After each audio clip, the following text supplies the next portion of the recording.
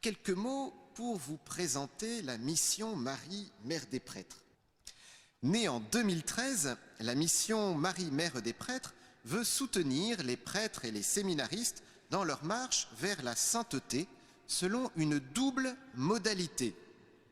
D'une part, la prière, avec notamment le fait d'offrir une communion pour les prêtres et les séminaristes. D'autre part, et c'est peut-être plus original, l'action. En effet, nous sommes convaincus que nous ne pouvons pas nous contenter de prier pour les prêtres, mais qu'un soutien concret, un soutien amical est nécessaire.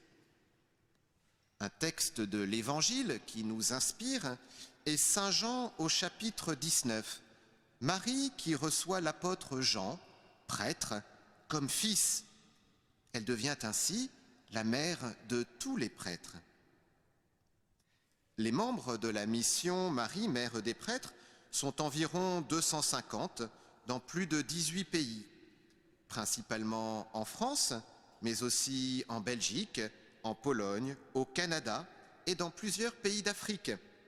Le Cameroun, la Côte d'Ivoire, le Bénin, le Gabon, la RDC. En effet, notre diffusion se fait principalement par Internet. Le site Hosanna au début, puis notre propre site mariemèredesprêtres.org, et le lien entre les membres est principalement un mail envoyé tous les jeudis, envoyé à plus de 500 personnes. Tous les états de vie sont représentés, couples, célibataires, laïcs, prêtres, séminaristes ou consacrés. Il y a également un peu tous les âges, jeunes professionnels, parents, retraités. À cela s'ajoutent plus de 7500 sympathisants qui nous suivent, notamment sur Gens de confiance. Les membres s'engagent selon 2 niveaux au choix. Le premier consiste, pour la dimension de prière, à réciter la prière à Marie, Mère des Prêtres, tous les jeudis. Et pour la dimension d'action, à ne pas critiquer les prêtres à tort et à travers, mais plutôt à chercher à en dire du bien. Le second niveau, que l'on appelle la fraternité eucharistique, consiste pour la dimension de prière à offrir une communion en assistant à une messe en semaine. Il y a en effet un lien fort entre le sacerdoce et l'Eucharistie. Et pour la dimension d'action, elle consiste à témoigner concrètement son amitié aux prêtres que l'on connaît.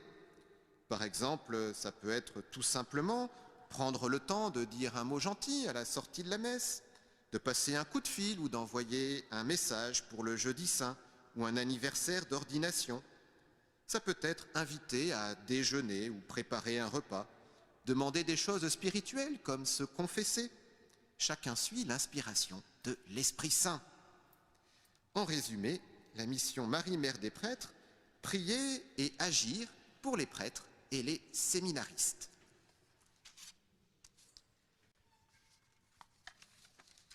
Alors, je passe maintenant la parole à Virgo Fidelis avec Marie-Branche Dussel. Alors, Virgo Fidelis, c'est un mouvement de prière mariale. Il faut que je baisse. Voilà.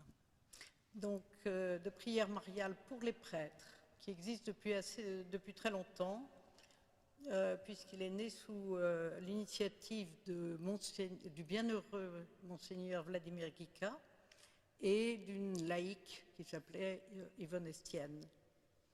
Mais donc il a été officialisé en 1971. Vous voyez, donc ça ne remonte pas à hier.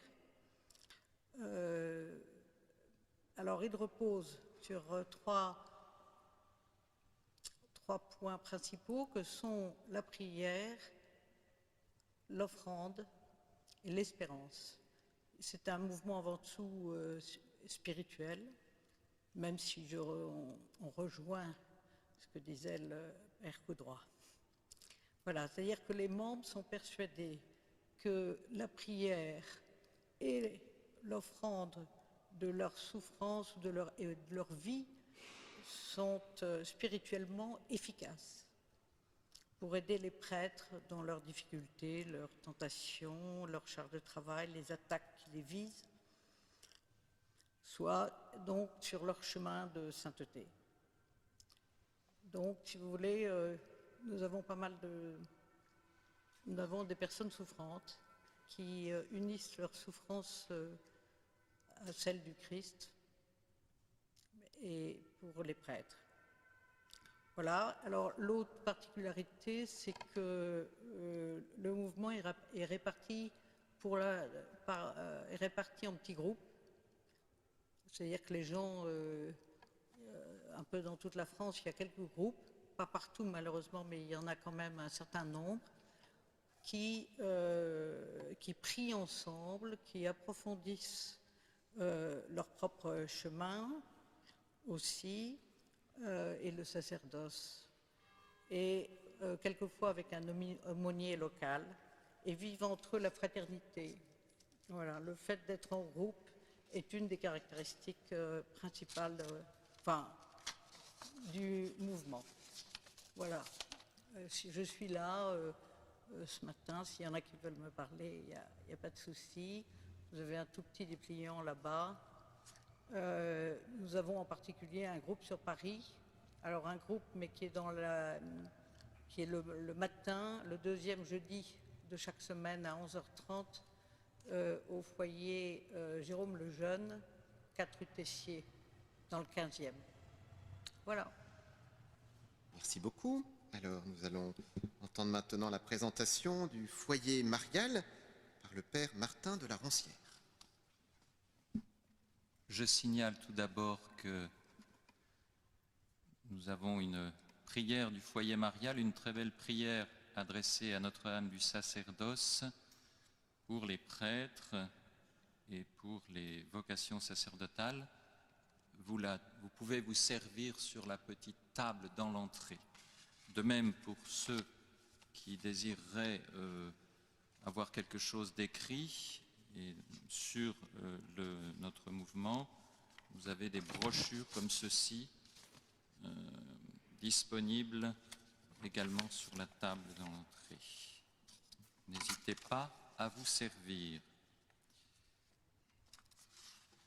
Le foyer marial est une œuvre de prière et de vie intérieure, de spiritualité et de vie apostolique au service du sacerdoce et des vocations.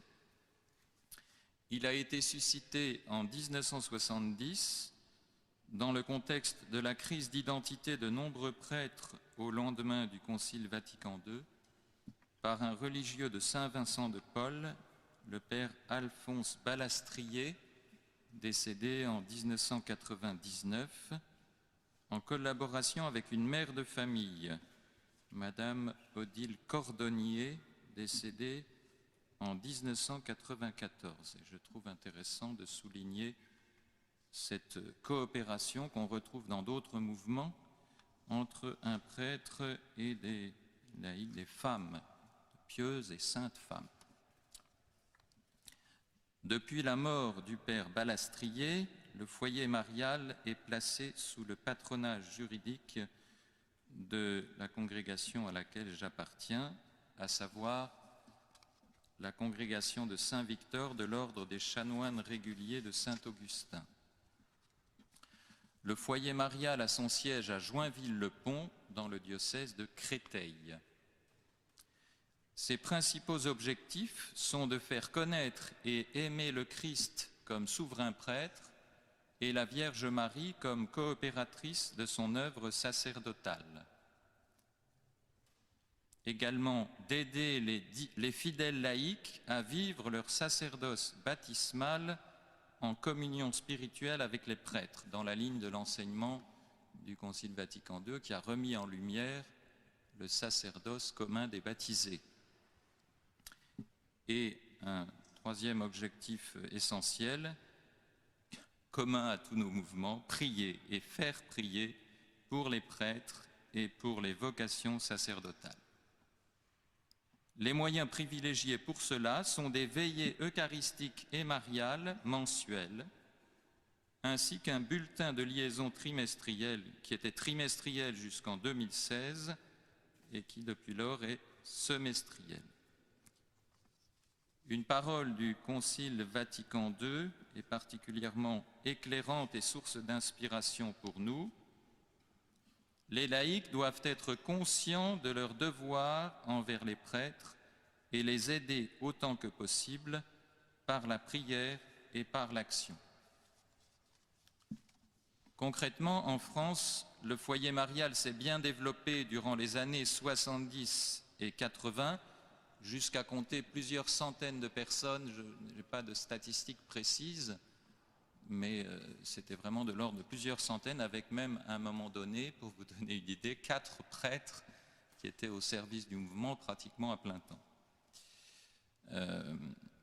Il est en net recul depuis les années 90, disons, au point qu'il ne reste plus actuellement que 3 lieux où des groupes se réunissent, 2 en Bretagne et 1 en Haute-Marne. En revanche, depuis les années 90, l'œuvre s'est bien développée en Afrique noire, au Congo-Kinshasa, en Angola avec des Congolais, au Cameroun et au Bénin. Ainsi, il faut mentionner aussi le Paraguay, où le foyer marial s'est implanté par l'intermédiaire d'un missionnaire congolais. Donc en fait, aujourd'hui, notre fief, c'est le Congo. Donc, actuellement, c'est la question de la survie même du mouvement en France qui se pose. Pour ma part, je partage avec le père Sébastien Coudroy, que je remercie vivement d'avoir suscité avec d'autres, je crois, cette rencontre. Je partage la conviction que nous avons tout à gagner à nous soutenir mutuellement et à mutualiser nos forces entre mouvements qui poursuivent les mêmes objectifs. Une piste serait, à mon sens, de nous mobiliser ensemble chaque année, là où nous sommes implantés, et peut-être même il y a Internet qui les multiplie énormément, pour promouvoir la journée mondiale de prière pour la sanctification des prêtres, donc le jour de la solennité du Sacré-Cœur, vendredi prochain. Nous pourrions aussi éditer ensemble un recueil de prières et de chants pour les prêtres et pour les vocations sacerdotales, sachant que souvent, chacun a quelque chose, pourquoi pas là aussi mutualiser. Je vous remercie de votre aimable attention. Merci. Alors, c'est au tour de l'œuvre Sainte-Monique avec Madame Marguerite Courtois. Je ne peux pas commencer, ça ne fait pas partie des 4 minutes, mais sans remercier le Père Coudroy, parce ça va faire 4 ans à la Toussaint que nous nous sommes rencontrés et on avait émis l'idée de faire une grande mobilisation de soutien des prêtres par la prière, et c'est à lui que nous devons cette journée. Pour l'œuvre Sainte-Monique, on a beaucoup de points communs entre tous les différents mouvements. Donc, je suis désolée, mais je vais parler plutôt de ce qui nous différencie. Et à l'œuvre Sainte-Monique, c'est principalement que c'est une œuvre féminine. Et oui, ça s'adresse à des femmes et qu'à des femmes. Pourquoi? Parce que lors de l'année sacerdotale, le pape Benoît XVI a demandé avec insistance de prier pour les prêtres en 2009. Et c'est dans ce même cadre qu'il a parlé lui-même de maternité spirituelle. C'est à ce moment-là qu'est née l'œuvre Sainte-Monique. Comme mot-clé, nous aurons donc maternité spirituelle. Toute femme, en effet, est faite pour être mère. Dieu nous a créés ainsi, avec en nous la fécondité. Et donc, aussi bien les jeunes filles que les religieuses, que les mères sans enfants, Dieu nous a bâtis avec un besoin de donner. Et donc, à l'œuvre Sainte-Monique, c'est notre manière de donner en cette belle maternité spirituelle, en soutenant les prêtres. Autre mot-clé, missionnaire. On est conscient qu'on possède un trésor avec Dieu et notre foi et qu'on n'a pas le droit de le garder pour soi. Nous avons un devoir de partager et d'être missionnaires et Sainte-Monique, c'est le moyen qu'on a pris pour être missionnaire. C'est pas toujours facile, surtout quand on est mère de famille. Mais là, je vais me tourner vers Sainte Thérèse parce qu'elle est patronne des missions et alors qu'elle vivait dans son monastère, dans la clôture. Et c'est justement le prêtre. Pourquoi on prie le prêtre? C'est parce que Dieu a soif des hommes. La plupart des hommes ont soif de Dieu aussi. Et c'est le prêtre qui est le nœud qui va relier ces deux soifs. Soif de Jésus et soif des hommes. Et plus le prêtre est saint, et plus il sera pécheur d'hommes. Troisième point clé, c'est l'unité. À l'œuvre Sainte-Monique, on ne prie pas pour une communauté particulière, on ne parraine pas, mais on soutient les prêtres en général, on soutient le sacerdoce. C'est plus difficile, certes, mais c'est source d'unité. Quand on en parle avec les évêques, on les sent accrocheurs sur ça. Bien sûr, comme c'est pas facile, on a forcément des intentions particulières qui nous sont confiées. Le quatrième point, la fidélité. L'engagement, il est personnel pour une année et assez léger. C'est aller une fois à la messe dans la semaine pour porter l'intention des prêtres, ou si on ne peut pas, eh bien, de faire une demi-heure d'oraison. Offrir un acte de pénitence par semaine et réciter tous les jours la prière à Notre-Dame du sacerdoce. C'est une œuvre, mais c'est plus qu'un groupe de prière, parce que pour certaines, en tout cas, c'est une certaine coloration de leur vie en offrant toutes les souffrances, tout ce qui peut nous arriver de pénible dans la journée. Et dernier point, je ne peux pas ne pas parler de la Vierge Marie, parce que toutes ces pénitences, ces prières offertes, doivent être le plus détachées possible, le plus abandonnées. Et pour cela, eh bien, on va s'en remettre à la Sainte Vierge. Nous offrons nos prières, nos offrandes, nos pénitences. Ce sont comme des petites fleurs offertes, mais n'oublions pas que c'est Marie qui va faire le bouquet.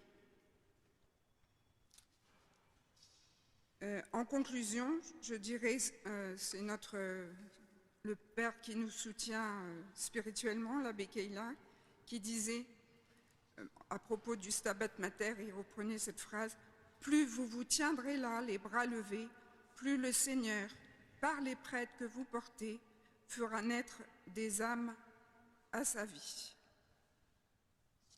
Dernier tout petit point, si je peux. Je disais que c'était personnel, mais dans les grandes villes, en tout cas certaines grandes villes, eh bien, on se retrouve en groupe pour prier une fois par mois. On dit ensemble le chapelet, et celles qui s'inscrivent, on donne des textes qui nous aident à la méditation pendant un mois, et donc on prend en groupe ces textes aussi. Par contre, il y en a qui sont seuls en province, ou il y en a quelques-unes au Cameroun ou au Pérou. Bon, du coup, elles reçoivent les textes, mais évidemment, c'est plus difficile pour elles. Voilà, merci. Nous allons écouter maintenant la présentation de la Société Jean-Marie Vianney avec Madame Olivia Stemler. Bonjour à tous, à toutes et à tous.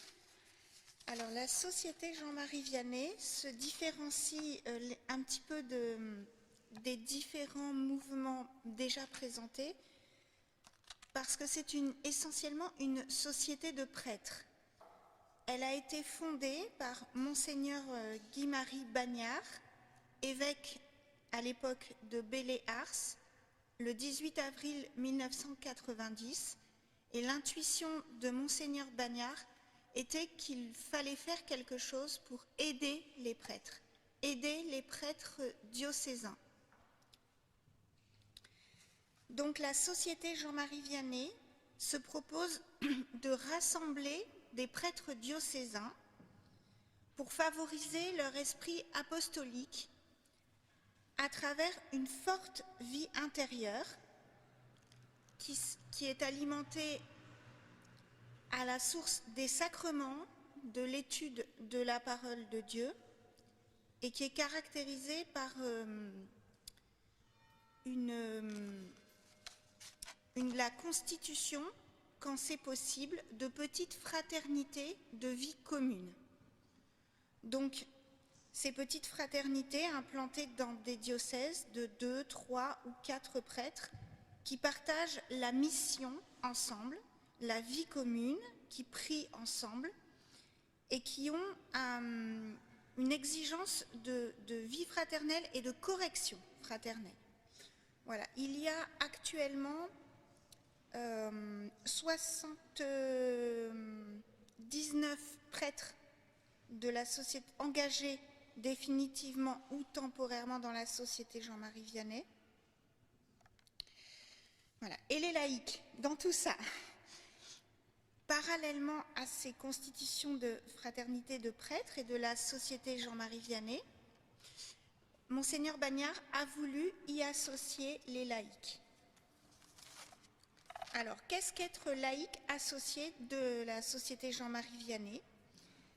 Eh bien, les laïcs veulent vivre leur sacerdoce baptismal par l'offrande de leur vie, de tout ce qu'ils sont et de tout ce qu'ils font pour soutenir le sacerdoce, pour prier bien sûr pour les vocations et pour la sainteté des prêtres.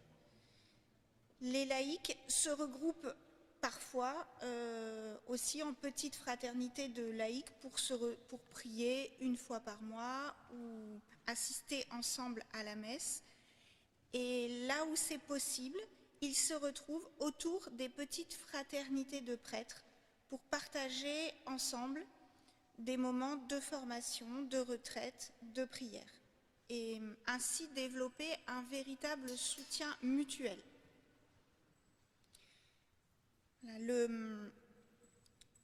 L'engagement des laïcs se renouvelle chaque année, de préférence au cours d'une retraite. Et le cœur, vraiment le centre de la vie de la société Jean-Marie Vianney est à Ars, bien sûr, auprès du Saint-Curé d'Ars.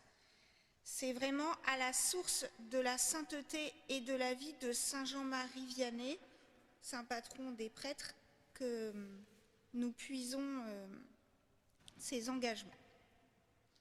Alors, la société Jean-Marie Vianney collabore aussi avec les laïcs par l'organisation de camps pour les jeunes. C'est beaucoup pour les garçons, mais ils développent aussi maintenant pour les filles. Donc, de nombreux camps sont organisés avec le souci de développer vraiment une belle exigence humaine et spirituelle pour les jeunes. La société Jean-Marie Vianney a aussi un séminaire à Ars qui accueille des séminaristes de différents pays et de différents diocèses en France, et elle peut aussi incardiner des prêtres. Maintenant, donc il y a aussi des prêtres de la société au service de la mission. Merci beaucoup. Merci beaucoup. Alors, ça va être au tour maintenant de l'Alliance Saint-Jean-Marie Vianney avec Madame Viviane Kosowski. Alors, l'Alliance Saint-Jean-Marie Vianney est une chaîne de jeûne et de prière en faveur du sacerdoce. L'Alliance est composée de 2 groupes. Le groupe des membres priants qui s'engagent à réciter la prière commune à chacun des membres quotidiennement et à offrir une journée de leur semaine en faveur des intentions de l'Alliance. Alors les intentions sont vastes puisque nous prions pour les futurs prêtres jusqu'au prêtre qui est au purgatoire. Et certaines intentions qui font l'actualité en ce moment, c'est que le célibat des prêtres perdure, que n'aient pas accès au sacerdoce les femmes mariées, les femmes, les hommes mariés. Donc après, vous avez le groupe des membres jeûneurs. Vous avez le choix entre le jeûne au pain et à l'eau, donc pénitentiel, ou le jeûne de l'Église, qui est plus souple, que vous connaissez, qui est le jeûne du mercredi saint et du vendredi saint. Les membres jeûneurs choisissent aussi leur fréquence. Donc ça va de 1 à 4 fois dans le mois, donc pas plus de 2 fois dans la semaine. Ensuite, l'Alliance est née en 2012 en Espagne est arrivé en France en 2014, à Toulon, où nous avons reçu la bénédiction de Monseigneur Dominique Gray, qui nous a attribué aussi un aumônier. En même temps, il nous a demandé de nous regrouper autour du Saint-Sacrement, donc pour adorer ensemble. Alors, vu les intentions qui nous arrivaient, ces adorations étaient orientées adoration de réparation. Donc, réparer les sacrilèges envers l'Eucharistie, réparer les fautes sacerdotales. Donc, ça va de la plus petite pour que nos chers prêtres aillent tout de suite au paradis, à la plus lourde, pour que nos prêtres qui destinaient à l'enfer, eh bien, aient l'ultime grâce du purgatoire. Ensuite, réparer les sacrilèges eucharistiques. Donc, vous les connaissez tous, mais on peut aussi nous-mêmes nous rappeler qu'au moment de la communion, il peut y avoir des parcelles d'hostie qui tombent, mais elles ne sont pas moins que le cœur divin qui pulse d'amour pour nous. Hein, on peut se référer au dernier miracle contemporain eucharistique qui date donc, du temps où notre pape était évêque. Eh bien, les prélèvements ont bien décelé que c'était du tissu cardiaque vivant qui pulsait. Donc, ces parcelles d'hostie sont également habitées par ce divin cœur. Donc, voilà, adorer pour réparer le cœur sacerdotal eucharistique de Jésus. Merci.